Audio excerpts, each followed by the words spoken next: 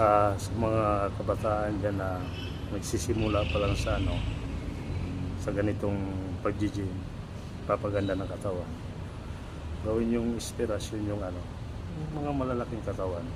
Maganda yan, si proteksyon na rin sa mga sakit-sakit ba. Maganda yung nagagalaw yung mga ugat-ugat natin. Yung magandang para sa mga nag-uumpisa pa lang. Okay yan. So simulan natin yung sa legs talaga natin ito. Para dito natin yan.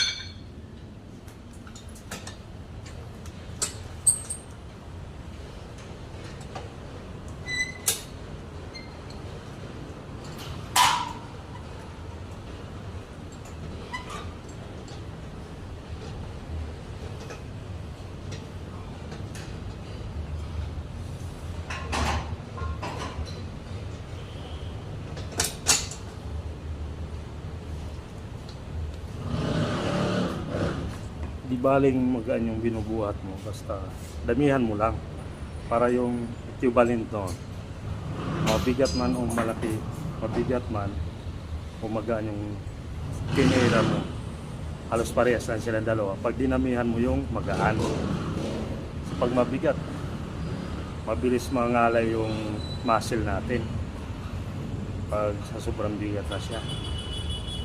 Pero yung tama na nun, matigas talaga. Kung nagpapatigas ka ng katawan, kailangan heavy, yun, papatigas ka. Pero kung nagpapalaki ka naman, tama na yung mga minor, yun.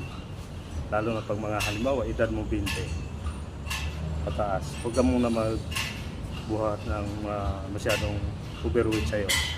Kailangan mag-start ka sa timbang mo. Kung ano yung timbang mo, yun yung buhatin mo.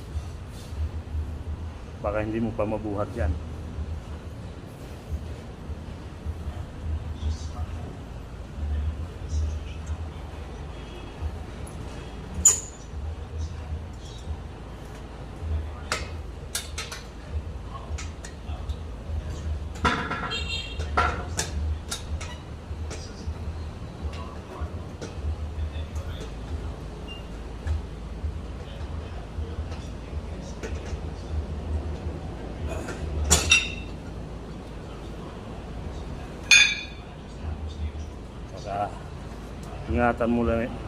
Ingatan mo rin yung